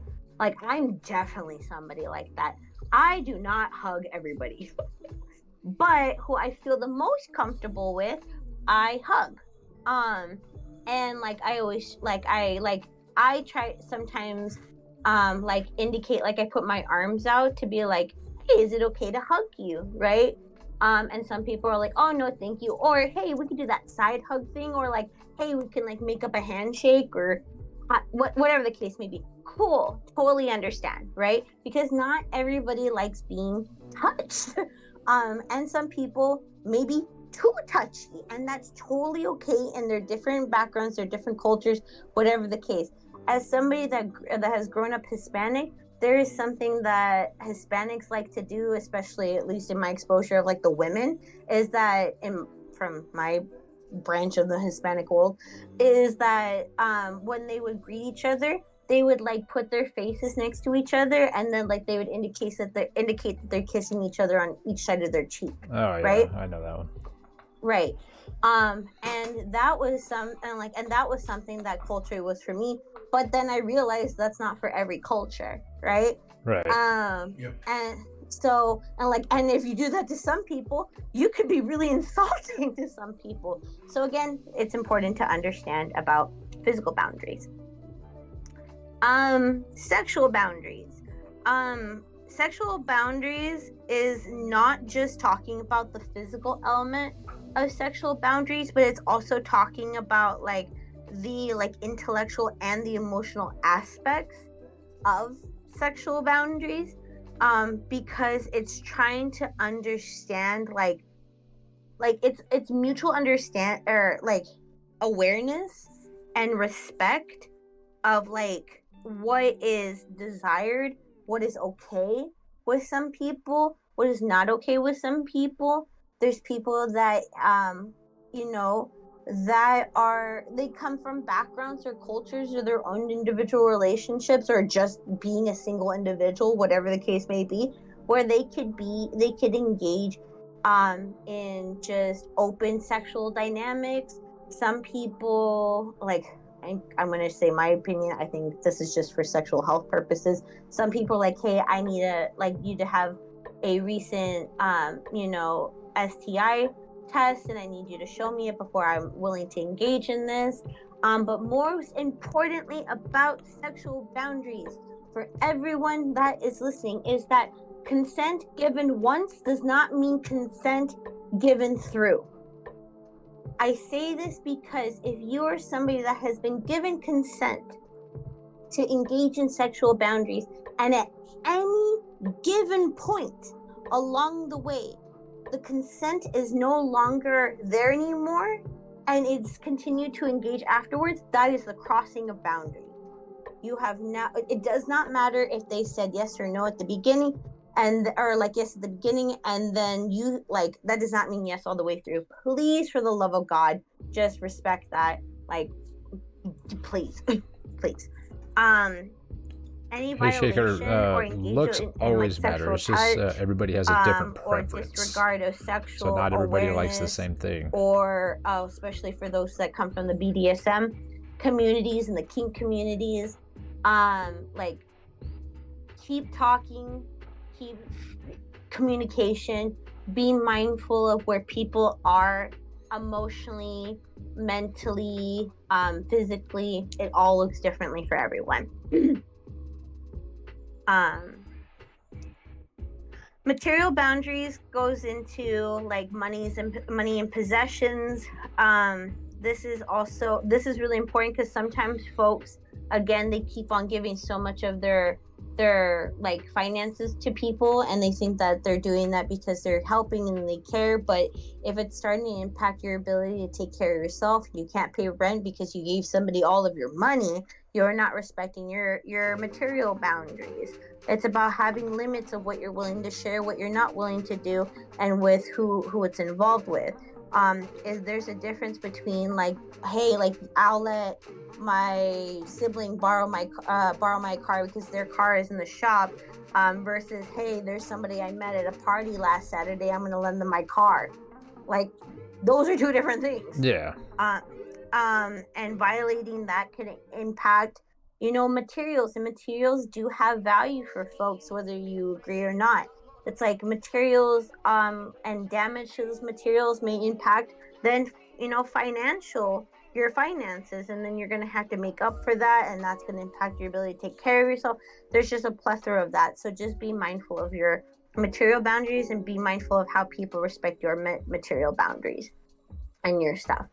Lastly is time boundaries. This is important to me, and ironically, this is in reference to where we are in time ourselves. So I'm going to do this quick. Me too.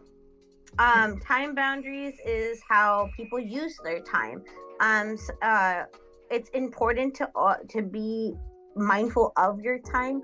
Again, this can be very impactful to different people, different abilities to like manage time and so forth.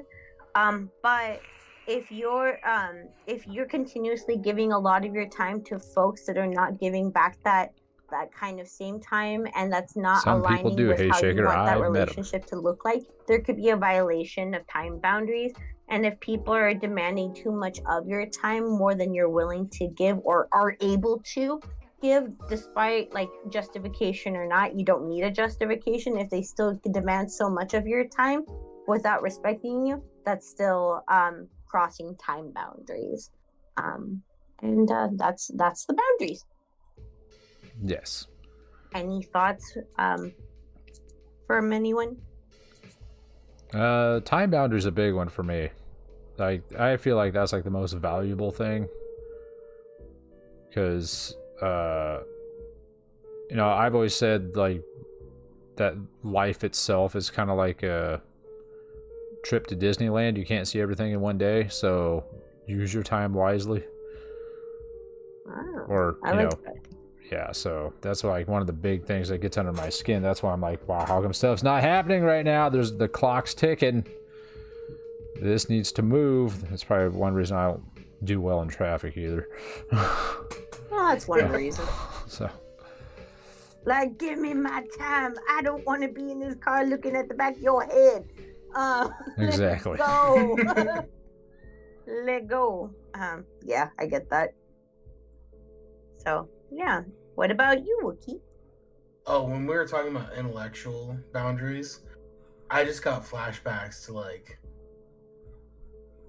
some messed up stuff my grandma said when I first became of legal age to vote. And boy, oh boy. Whew. Did she put down your intellect? Oh yes, and I will say it verbatim. You don't know what's good for you. Shut up. I know what is best. You vote for who I tell you to vote for.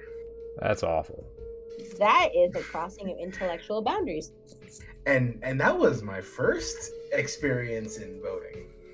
Hey, Shaker, I know And women I that voted have for who they didn't want purposely you to vote Kind seeked of, those kind kind of of men. what Kilton said, which is kind of, just like agreeing in the moment and then just like not listening at all.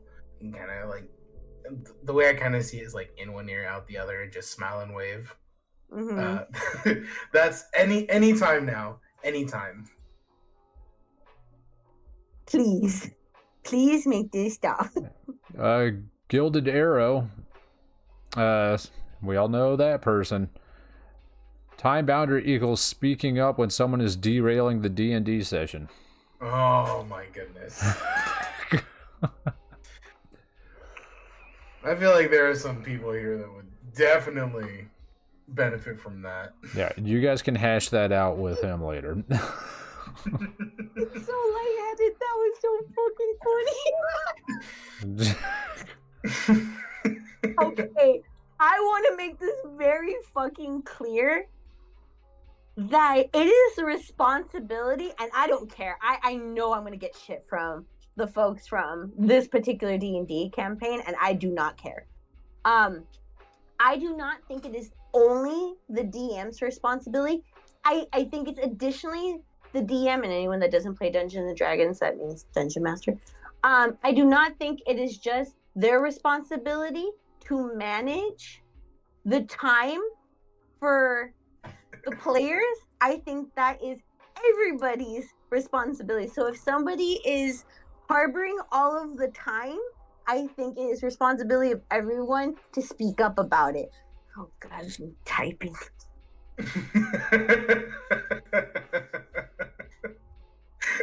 Yoda says sounds like a skill issue. This is. You, there are going to be multiple conversations. You rolled too low. You There's rolled gonna be too multiple low. conversations after this. Anyway. All right. Well, if anybody's got any closing information, because I got to stick to my time boundary because I got a headache and I'm hungry. Yep, I do let's need to get to respect bed. that one. That is good. I will respect it, and we'll We hear just kind of your end from there. Yeah. So I don't have anything else to add. Weeb, do you have anything else to add? No. Thank you all. Thank you for being here, Weeb. Yeah, feel free to join us anytime. I know I'm gonna try to do it a little bit more. Yay! Perfect. It's good to have two Wow. pros in here. I am gonna be free pretty soon. Just Yes, yes, you are. Talk about time boundary. This man's is gonna be free from the system that is higher levels of care of mental health work, and I am so jealous, and I'm so proud of you. Yay! Anyway. Good Yay. morning. Yeah. Yay! Thank you. So, all He's right. done his I'll talk time. to you. Yeah. Be well, Weeb. Okay. You too. Well, I'd like to thank everybody for stopping by, including the guests, Weeb, Asteria, and Wookie. And I'd also like to thank everybody in chat for stopping by. If you have, You didn't thank one person. It was you. well, I'm always here. Okay, but you're thanked too. Thank you for Thank me here for and being hosting here. this. God, dude, I that sounds will. I will thank that sounds conceited. Thank me for being here. Thank me. Thanks to me, I'm great. Thanks to me, Good. you had something to do today. Yay! God, Physical round of applause. Physical. jeez. Yes. Snaps. Snaps. Oh, jeez, no snaps. Yeah. Okay, wrap us up, Kilton. All right, and thank you, Chad and Moran, for hanging out. Everybody that came in. If you have any thoughts or opinions or feelings about anything, feel free to write them down and bring them in next week, 6:30 p.m. Pacific time. We'll be here once again with hopefully the same people, and then hopefully we can dig into some more stuff and help some more folks. So hopefully this all helped everybody out in some sort of way, shape, or form, give you something to think about, and hopefully improve your next week until our next session. That's pretty much it. Sounds good to me. That being said, 10 out of 10. that being 10 out of 10. Thank you, everybody. Can't wait to chat with y'all later. And that being said, I'm out skis. All right, Hope everyone has a goodbye. good week. Bye. Bye, Bye, everyone. bye, bye, bye, bye, bye, bye, bye, bye, bye. All right, that's it for us this week. Hey, Sugar, skill issue. It's just something they're talking about, like skill in playing Dungeons and Dragons. I don't know. I don't play it with them, so it's beyond me. Again, thanks for watching. If you want to watch this one again for any reason, if you missed something, it will be up on the YouTube channel. You can see it in the bottom right-hand corner of your screen. Go to Kilted_Pork on YouTube to rewatch this and other past episodes and other streams that I have. And if you're watching this on YouTube, thank you for watching all the way to the end. If you want to come watch us live, 6:30 p.m. Pacific time on Thursdays. And you can click the link in the description below the video or go to twitch.tv/Kilted_Pork. I hope you all have a wonderful evening, wonderful weekend, wonderful next week, and all that good stuff. And drink water, get some sleep, and tell yourself that you matter. We'll see you later. Okay, bye, Chatterman. Bye, bye, bye.